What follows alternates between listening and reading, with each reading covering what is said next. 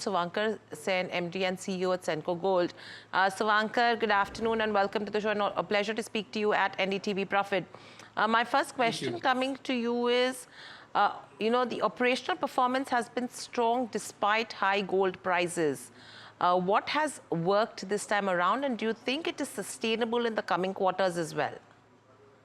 So, see, this particular quarter, we had Akshay Tritiya and many such auspicious occasions in the many states of the country. So, that has been one of the major drivers in which we had our customers, be it the new customers or old loyal customers who came and bought products. And what we have seen is that in this upward gold price movement, the intention and the inclination of the customer to buy gold jewelry or diamond jewelry has remained strong. It is only the ability of the customer to buy whatever amount and quantity of gold or diamond they can buy. So in terms of value, we have seen that there has been a phenomenal growth of upward of 25-30%. We have seen same store sales growth of 19%.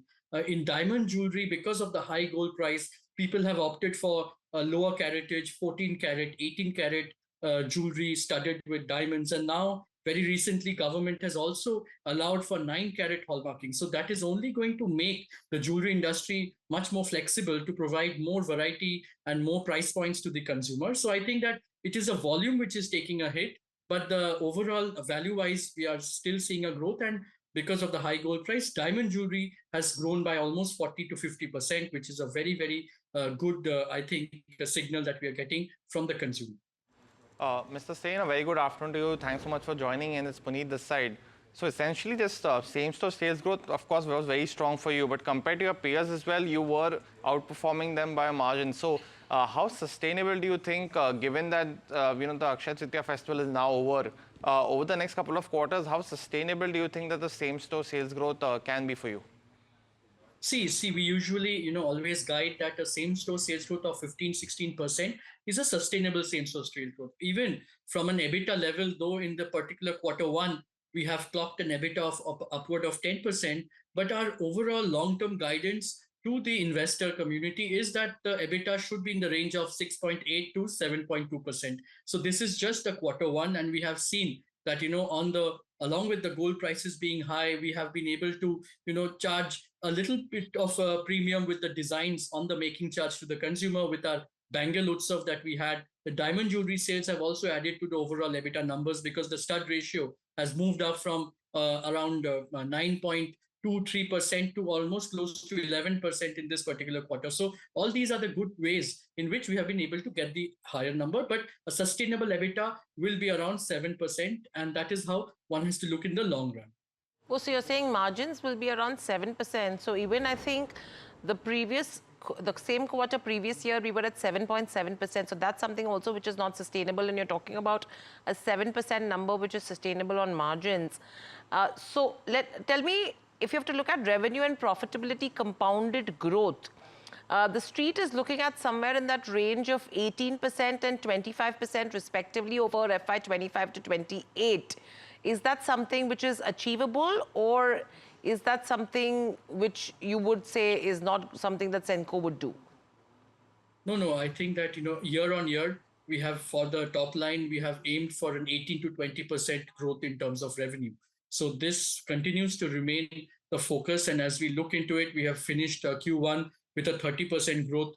We are looking at Q2, and we should be doing around 16 to 18% growth in Q2. The main festive season of Q3 is on the way. All the full planning and preparation towards it is all in process. So we are positive that year on year, we should be growing top line at 18 to 20%. And when it comes to the bottom line, there is effort and endeavors to increase the diamond jewelry sales. We're taking a lot of effort on efficiency because with the increase in gold price, it is very important that exactly what design, what product is selling at which store. So we are using a lot of technology, a lot of data analysis to actually identify the kind of design, the kind of weight ranges, all of that, so that the operations are being done in a much more efficient manner. So all the efforts are done. And I think that what the street is expecting on a 20-25% growth year on year on the top line or on the bottom line, it is something that is very much possible.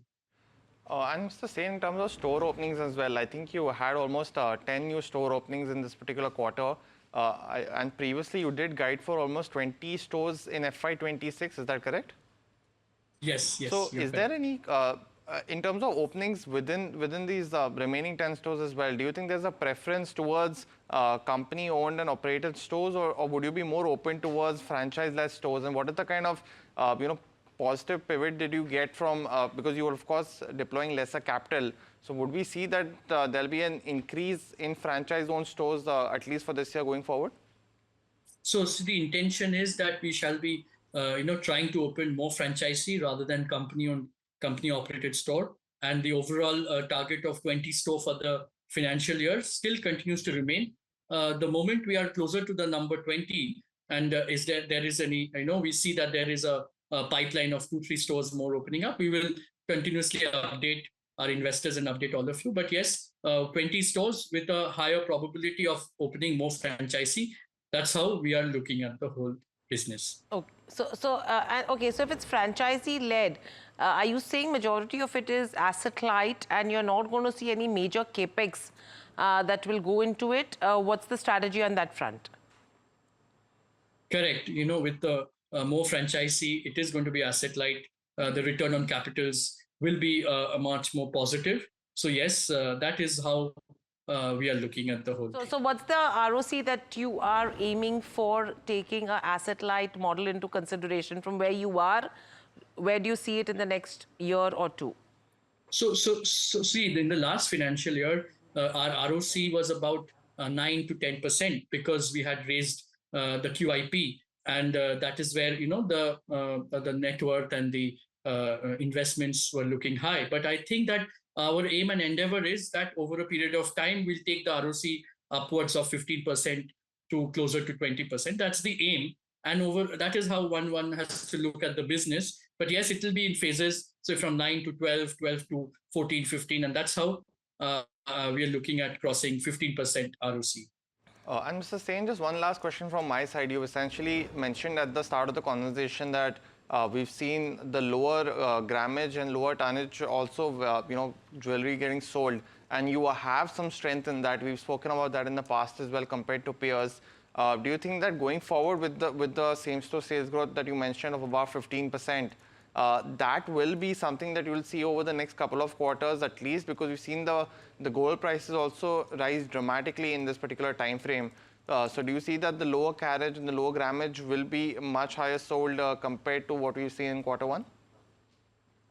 So see, for us, our average ticket size has been in the range of 70 to 80,000 rupees.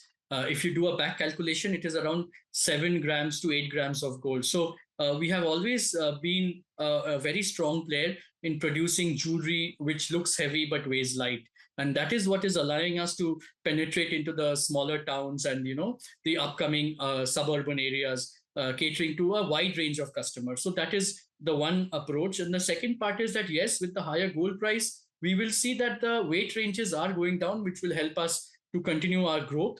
And as far as the lower caratage is concerned, most of the lower caratages are used in diamond jewelry, whether be it 14 carat or now that the 9 carat will go in. And we are continuously in the process of developing new designs in diamond jewelry as well as gold jewelry. Last quarter, we have come up with more than 11,000 designs because that is one of our strengths. And I think that, yes, in the long run, it is this manufacturing ability and continuously development of design which will help us to gain more market share and gain more customers. Okay, so strategies are in place. A 7% margin is going to be sustainable, or ROC, which is going to see an improvement on the back of an asset-light model, is something that the street should be eyeing as well. Thank you so much for joining us on the show and giving us those comments.